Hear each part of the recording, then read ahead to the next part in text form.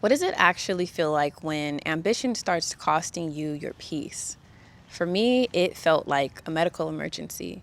I had just finished a 15-hour workday. I was driving home on the freeway when suddenly my heart started racing. And at first I thought, maybe I'm just tired. So I rolled the windows down, I turned the music up, and I just tried to shake it off. But it did not stop. And that moment, just sitting on the side of the road after I pulled off of the freeway with my phone dead, my heart racing, and me just being unsure of what was going to happen, that ended up being the beginning of one of the most important lessons of my life. Hi, and welcome back to my channel. If you are new here, my name is Felicia, and on my channel, I document my journey through life as a Christian wife, homemaker, future mom, and seasoned entrepreneur.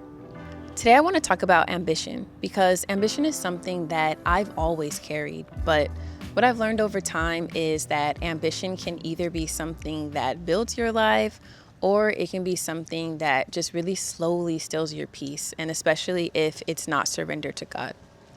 When I first started one of my businesses, I was working about 13-hour days. I didn't really have any lunch breaks. I barely even had a bathroom break. It was just me managing everything. And I remember one day in particular when I was already running on E and a client had decided to stay after closing because they wanted to talk. They needed to vent.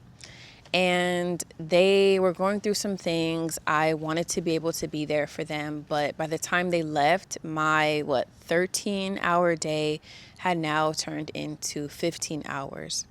So after that, I got in the car to drive home, and I was on the freeway heading towards my exit when my heart started racing like almost out of nowhere. And I told myself that it was probably exhaustion. So like I said, I rolled the windows down and I just tried to move past it, tried to ignore it. And then my mind just started to race and I started to think like, am I about to pass out? Is something actually wrong with me? Am I having an emergency? Like, what's going on? And so I told myself to just get off the freeway and pull over and that I would call my parents. But when I went to grab my phone, it was at 1%. And then it just died and shut off after that. So now I'm sitting there thinking, okay, I just need to make it home. And I remember praying the whole way, just asking like, Lord, please just let me make it home. So I made it home by the grace of God, and I pulled into my parents' driveway. I got out of the car so fast that I ended up leaving the windows down. I ran up the stairs. I opened their bedroom door while they were still asleep, and I was like, I think I'm having a panic attack. And I just remember laying there with them until my heart finally started to calm down and until all of the nerves started to settle. But looking back now, I can see that moment for what it was. Not just a panic attack. It was my body telling me that something that my mind hadn't accepted yet. I wasn't just working hard. I was building everything from a place of just ambition and hustle and pressure, and I wasn't really building with God. And here's what's important to understand, though. I wouldn't say that ambition itself is the problem. I think that ambition is actually a gift. It can help you to start things. It helps you believe that you can create opportunities that maybe didn't exist before. And it can also just help you push through hard seasons when, other people might have given up. There is nothing wrong with wanting to build a meaningful and even an impactful life, but ambition just has this more difficult side that doesn't always, announce itself. And ambition can just quietly turn into, like I said, pressure, because when you're ambitious, it's very easy to start believing that everything depends on you, that the timeline depends on you, that the outcome and that the success of everything depends on you. And when that belief starts to take root, your body feels it, your mind feels it, and ultimately your peace can feel it. And that's exactly what was happening during that season for me. I thought that I was just working hard, but really I was carrying everything on my own shoulders, and shoulders were never designed to hold that much. Ambition can also quietly turn into control if you let it. When you have this vision for something, you want to make it happen, you start thinking about the next step and what's the next move, what strategy do I need, what does it take to get there? And then before you realize it, you're not just working towards the vision, you're trying to force it. And in my case, a lot of the times you are trying to control it. But faith does not work that way. And I would say that faith just requires us to surrender. It requires a whole lot of trust, and it ultimately just requires a willingness to let God be God over the very thing that you're building.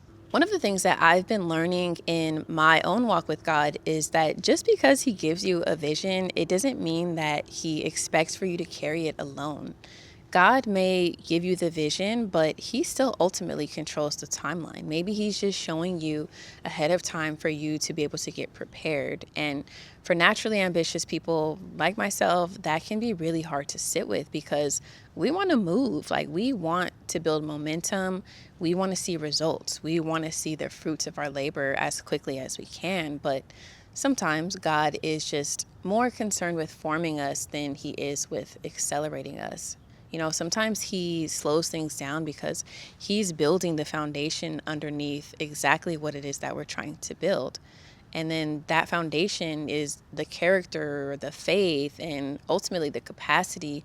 All of that has to come first because without it, even the thing that we're building, it won't last and it won't hold up. And that's just something that I'm really learning right now as I build this next chapter.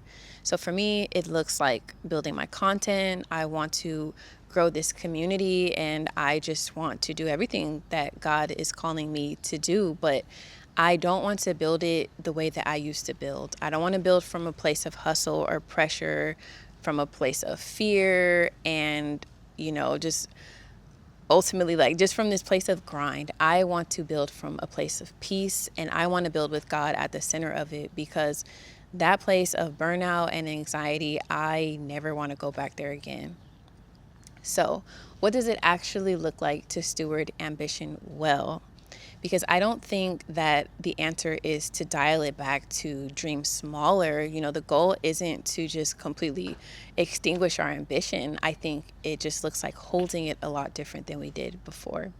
It looks like allowing God to shape the timeline instead of us trying to force it, and just trusting that whatever's meant to happen, whatever God wants to happen in His will, that it will happen in His own way and better than however we're trying to engineer it ourselves. It just looks like letting Him direct where the energy goes, and not necessarily by doing more, but by doing what He's actually calling us to do. Because sometimes the most ambitious thing you can do is to say no to the things that aren't yours to carry right now. And that can be very hard. It's hard for me to let go of that control. But it looks like, not tying your identity or your peace to outcomes, because when your worth is connected to whether things are working, every setback becomes a crisis and you kind of start to take it personal. But when your identity is rooted in God and not in what you're building, you can just stay so much more steady than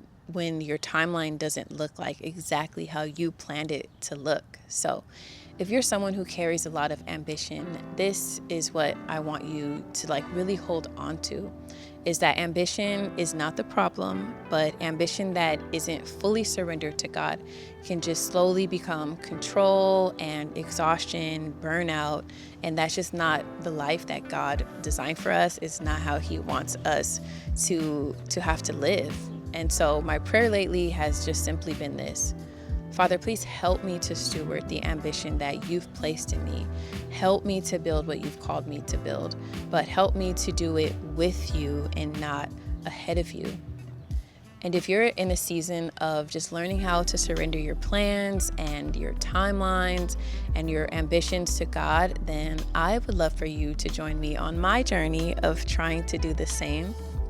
So I would love for you to just leave a comment and let me know where you are. Let me know if I'm not out here by myself.